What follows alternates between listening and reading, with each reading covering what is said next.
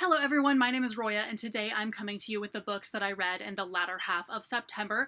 So I'm going to start with a book that was sent to me for review by Penguin Teen, and that is A Crooked Mark by Linda Cow. This is about a kid who has been helping his father his whole life burn people who are marked by Lucifer, which basically means that they are survivors of an incident that killed other people, but they're the only survivor miraculously, and they are now unknowingly causing other people to like disasters to happen to people around them, and such. So and these are regular people, so of course our main character feels really bad about this and kind of goes like, do we really have to like burn this person? So he is given his first solo assignment from the people his dad works for, where he has to go by himself and stay in a new town and basically become friends with this girl who is supposedly marked by Lucifer, and basically figure out whether or not she really is and all of that. And in doing this, he starts really questioning, because he was already like not keen on killing people, like who don't even know that they're doing this, all of that. But he starts questioning if whether the whole thing is even real, and he starts feeling like, well, maybe my dad and my dad's mentor person for this are legitimately crazy, and maybe that other guy like made it all up and it's not even real. So you don't know, starting about halfway through this book, you don't really know whether you're reading a paranormal book or a like contemporary about a kid who never knew he was in a cult or whatever. So he basically is dealing with the fact that maybe none of the stuff that he's known his whole life is even real. And it's so weird. So this is an absolute mindfuck of a book. I thought I was going to be reading about basically this kid burning people or whatever, but it ended up being just so trippy and weird, and you just don't know. Since this is fiction, you can't really just go, oh, well, of course his dad's crazy or something. You don't know, because this could still be paranormal. So that really kept me reading. I was like, okay, how is he gonna get out of killing this girl that he like doesn't want to kill, obviously, and why, is his dad crazy, and is the other guy who does this like also crazy, or is it legit? Like, it's so weird. This book was so not what I expected, in a good way. Spirit of the Wood by Kristen Britton. This is not the long-awaited 8th book in the Green Rider series. It is a kind of prequel story. This comes out on November 7th, and I got this from NetGalley for an honest review. I'm so stoked that I get to review my favorite series before it comes out. Like, this is the like I've made it series, even though I'm not getting like physical arcs or anything like that.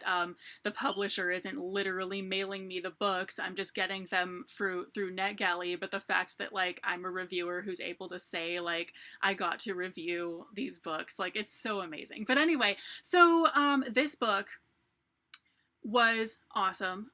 So basically this tells the story of one of our main characters one of our major characters anyway, of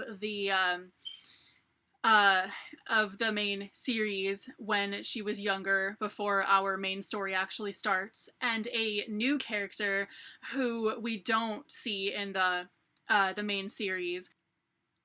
So basically the new character who we get is a boy named Tavin, who's like brand new to the Green Riders, and he has this empathy ability, so he can actually like turn people's like stuff, like things, back on them and kill them, or he can like clear up what's in people's heads, help them through stuff a little bit better, all of that. And what is so fascinating about this book is that, in the last actual book of the main series, we have a moment where our main character actually like glimpses the future she would have had none of the stuff ever like happened to her, and she would have like lived a normal life, but then the kingdom would have fallen, like all this other stuff like would have come to ruin. And so she realizes like how much she's actually saved the world, even by like doing just, you know, stuff that she didn't think was that huge in the grand scheme of things. That happens in this book as well. The two main characters of this book definitely, or one of them anyway, has a moment where he sees that he and our other main character of this story do have a lot of things where had they not fixed this or done this, then this wouldn't have happened, and the kingdom would have fallen, and blah blah blah. And so there's just such a great theme to this whole series about how everyone is saving the world. Everyone's your actions do have consequences for the betterment of the whole world. So if you so like the things you do actually do have an impact, and that's just so beautiful. So anyway, I also read The Reluctant Queen and Queen of Sorrows by Sarah Beth Durst. This is the second and third book in the Queens of Renthia trilogy. I read the first one a good 5 years ago, at least, I want to say. It was forever ago, and I'm just really, really bad at finishing series, so I never read the rest until now, and these books are really, really good. These two were infinitely better than the first one. I already liked the first one a lot, but I didn't like it enough to continue with the series right away.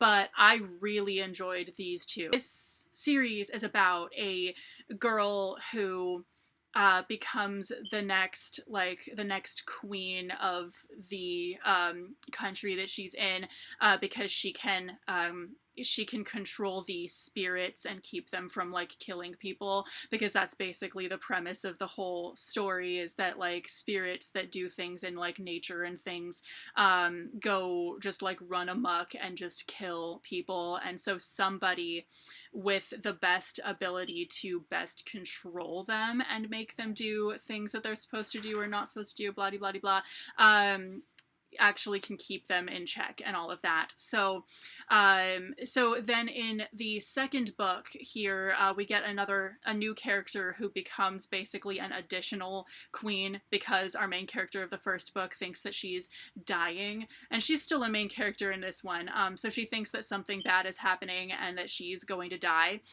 So she has to find somebody else to take over. And so basically the person that she finds is this woman who's older than her. She's probably like 30 something. She has 2 kids. Like the last thing she wants to do is become queen, but her ability is so good, and like she's really the only person who can do it.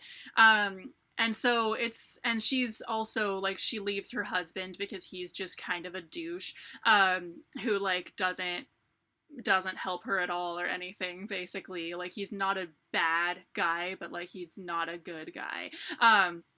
So that's really interesting too. And then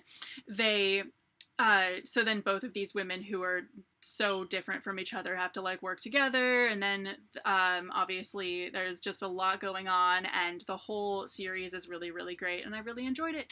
So anyway, those are the books that I read in the latter half of September. Let me know if you have any thoughts on any of these. If you've read any of them, just give me a comment in the comments down below, and thank you guys so much for watching. I will see you very soon with a new video. Bye!